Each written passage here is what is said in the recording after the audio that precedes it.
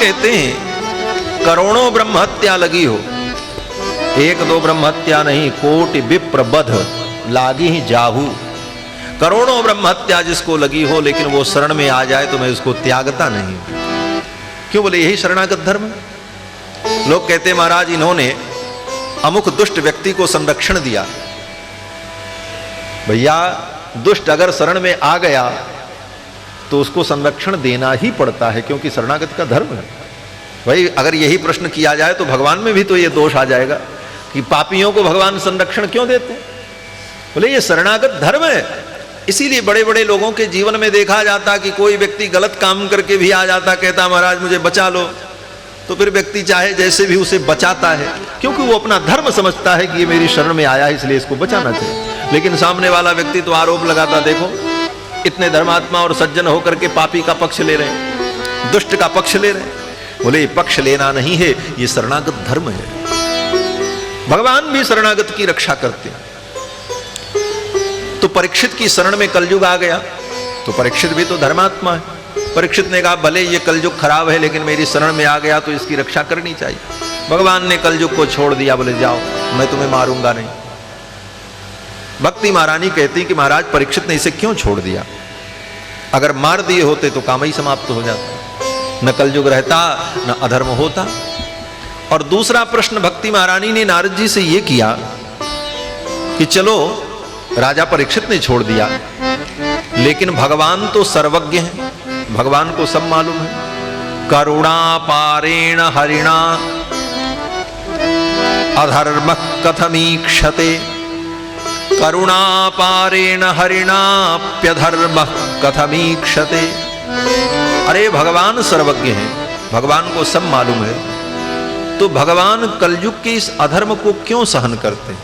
क्या भगवान को पता नहीं है कितना अनर्थ हो रहा है? भगवान चाहे तो 1 मिनट में सब ठीक कर दे। ये 2 प्रश्न भक्ति ने किया। और बंधुओं हमारे आपके जीवन में ये प्रश्न आता है, कभी कभी हमारे आपके मन में भी होता है कि हम लोग धर्म की रक्षा के लिए इतना प्रयास कर रहे हैं, धर्म बचे, शास्त्र बचे, वेद बचे, और जहां देखो वही अनाचार हो रहा है। गौ हत्या, संत हत्या, विप्र हत्या, मंदिर तोड़ना, अनाचार, पापाचार, अनेक प्रकार के अपचार बढ़ रहे हैं और भगवान भी कुछ नहीं कर रहे हैं। कभी कभी ऐसा लगता है। और यही भक्ति महारानी ने भी पूछा, और भक्तों के मन में भी यही जिज्ञासा होती है, हमारे आपके मन में भी यही होता है, इतना पाप हो रहा है और भगवान सब देख रहे हैं, भगवान कुछ करते क्यों नहीं? कभी कभी लगता है भगवान नहीं है क्या? लोग कहते हैं, लोग कहते हैं महाराज भगवान कुछ नहीं है, इतना सब करो और भगवान सब देख रहे हैं, इतना अधर्म हो रहा, कहीं कुछ नहीं। कभी कभी ऐसी स्थिति आती है, मन स्थिति। लेकिन इसका कारण क्या है? नारद जी ने बड़ा सुंदर उत्तर दिया। नारद जी कहते हैं कि तद्दिनात् कलिरायातः सर्वसाधन बाधकः यदा मुकुंदो भगवान क्षमां त्यक्त्वा स्वपदं गतः। जिस दिन भगवान कृष्ण ने अपनी लीला को पूर्ण किया और निज धाम पधारे, उसी दिन कलयुग आ गया। भगवान गए और कलयुग आया। जब तक कृष्ण भगवान थे तब तक कलयुग नहीं था। 125 वर्ष की लीला पूर्ण की, भगवान ने अपनी लीला का संवरण किया, कलयुग आ गया। अब इस कलयुग को राजा परीक्षित ने क्यों छोड़ दिया? बोले इस कलयुग के अंदर दोष तो बहुत है, लेकिन एक विशेषता थी, जिस विशेषता को देख करके राजा परीक्षित ने इसको छोड़ दिया। क्या विशेषता? बोले कलयुग बहुत खराब है, लेकिन इसकी सबसे बड़ी विशेषता यह है कि इस कलयुग में केवल भगवान का नाम लेने से, केवल भगवान का कीर्तन करने से जीव संसार सागर से पार हो जाता है, और कुछ करने की जरूरत। ये इसकी सबसे बड़ी विशेषता है। जो फल सतयुग में भगवान का ध्यान करने से होता है, कैसा ध्यान? ये आंख बंद करके ध्यान नहीं जो हम लोग करते हैं। मंदिर में गए, आंख बंद कर लिया, हाथ जोड़ लिए, बोले क्या करें? बोले ध्यान कर रहे हैं। ये ध्यान नहीं, इसको ध्यान कहते ही नहीं। ये तो व्यक्ति अपने मन संतोष के लिए आंख बंद करके हाथ जोड़ करके ध्यान का अभिनय करता है। जो ध्यान है, ध्यान जो है योग की 7वीं सीढ़ी है। अष्टांग योग में यम, नियम, आसन, प्राणायाम, प्रत्याहार, धारणा, तब ध्यान, 7वीं सीढ़ी है ध्यान। और वो ध्यान जब स्थिर हो जाए तो उसी को कहते हैं समाधि, फिर वो समाधि लग जाती है, वो ध्यान है। महाराज सतयुग में उस ध्यान से जो सुख मिलता है और जो फल मिलता है, उस ध्यान की मैं बात कर रहा हूं। योग का अंगभूत जो ध्यान है, कृते यध्यायतो पुंसाम त्रेतायाम यजतो मखैहि, और त्रेता युग में बड़े बड़े यज्ञ करने पर जो फल होता है। कौन सा यज्ञ? आज का ये यज्ञ नहीं जो लोग करते हैं, पैंट पहन करके बैठे हैं, पैजामा पहन करके बैठे हैं, सब लोग बैठे हैं और सब स्वाहा स्वाहा कर रहे हैं। ये यज्ञ का नाटक होता है, यज्ञ नहीं होता है। यज्ञ की विधि है, शास्त्र सम्मत विधि से करेंगे तभी यज्ञ होगा। यज्ञ कोई सार्वजनिक भंडारा नहीं है, सामूहिक भोज नहीं है कि सब उसमें सम्मिलित हो जाए।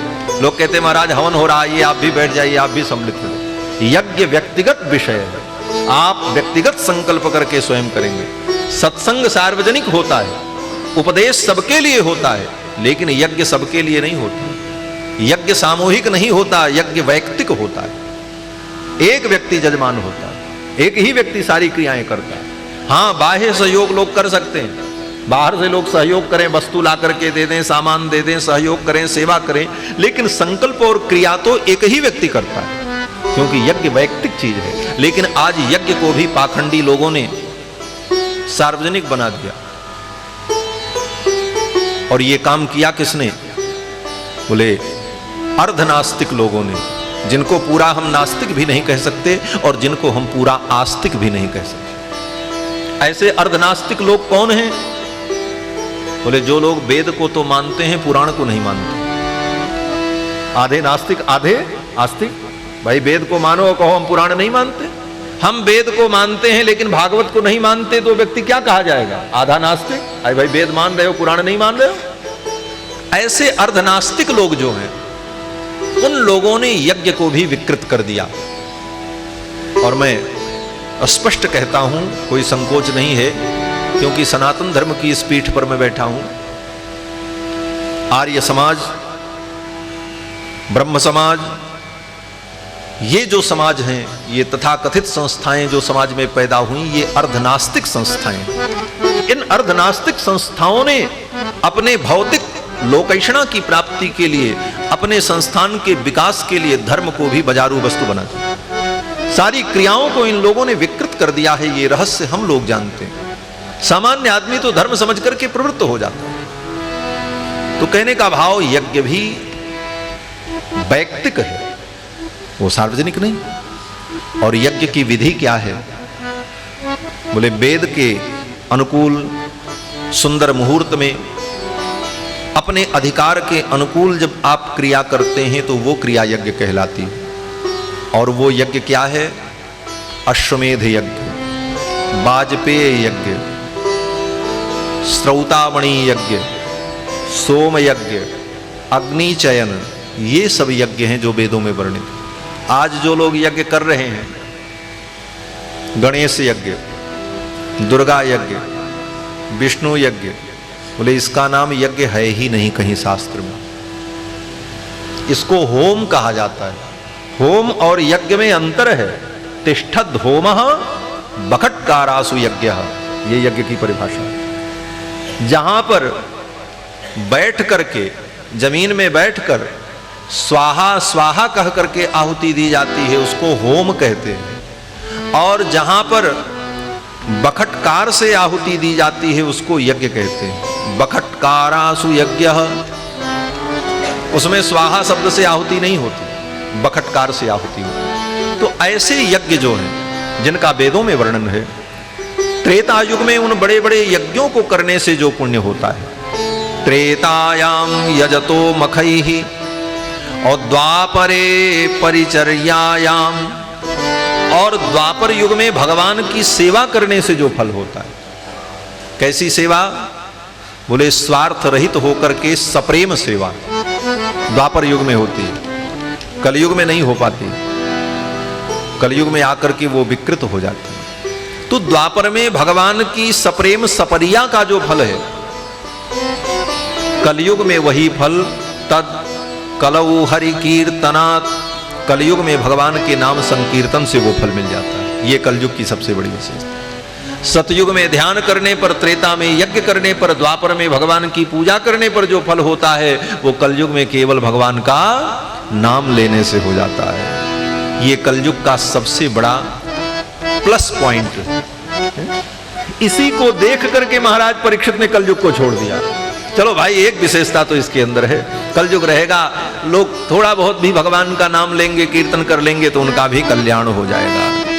और यही बात गोस्वामी तुलसीदास जी महाराज कहते हैं, कलिकर एक पुनीत प्रतापा, कलिकर एक पुनीत प्रतापा, कलिकर एक पुनीत प्रतापा, मानस पुण्य होई नहीं पापा, मानस पुण्य होई नहीं पापा, कलिकर एक पुनीत प्रतापा, कलिकर एक पुनीत प्रतापा।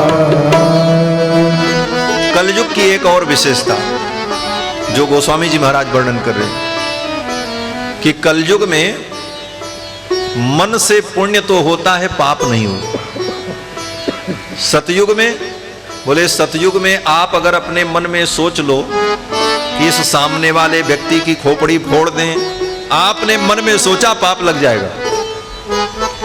सतयुग में पाप मन में आया और पाप लग गया। लेकिन कलयुग में, बोले कलयुग में मन से कितना भी पाप सोचते रहो, जब तक करोगे नहीं तब तक पाप लगेगा नहीं। इतनी सुविधा है। और दूसरी सुविधा क्या है? बोले सतयुग में आप, सतयुग में, त्रेता में, द्वापर में आप बैठ करके सोचो कि हम काशी चले जाते, गंगा स्नान करते, हम श्रीनाथ द्वारा में जाते, भागवत की कथा सुनते। ये सोचो सतयुग में, त्रेता में, द्वापर में तो सोचने से कुछ नहीं होने वाला, जब जाओगे तब पुण्य मिलेगा। लेकिन कलयुग में आप अपने घर में बैठे बैठे अगर सोचो मन से कि हम श्रीनाथ द्वारा पहुंच जाते और भगवान की कथा सुनते, बोले घर में बैठे बैठे पुण्य मिल जाएगा। मानस पुण्य हो ही नहीं पापा, ये कलयुग की विशेषता है कि कलयुग में मन से पुण्य होगा लेकिन पाप नहीं होगा। कितनी बढ़िया सुविधा है महाराज। इसीलिए तो गोस्वामी तुलसीदास जी महाराज कहते हैं कि कलयुग समयुग आन नहीं, कलयुग से बढ़िया कोई युग हो नहीं सकता। अब आप कहोगे महाराज अभी तक तो कलयुग की इतनी निंदा भई, अब कलयुग की प्रशंसा शुरू हो गई। बोले भाई देखो, थोड़ी प्रशंसा भी करनी चाहिए, किसी की अच्छाई को भी बताना चाहिए। केवल दोष ही दोष बताते रहो, कभी कभी अच्छाई भी देखो।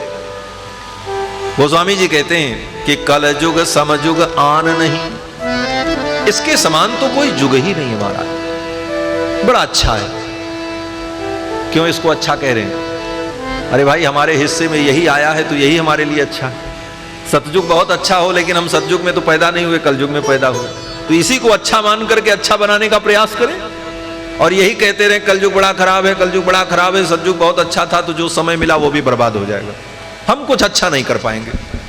इसलिए गोस्वामी जी कहते हैं कि कलयुग समयुग आन नहीं, जो नर कर विश्वास, और गाई राम गुण गण विमल, भवतर बिनहि प्रयास। श्री गोस्वामी जी कहते हैं कि कलयुग इतना सुंदर है, बिना प्रयास के तुम संसार से पार हो जाओगे। क्या करना है? बोले राम जी का गुण गाओ, कृष्ण भगवान का गुण गाओ, सुनो बस।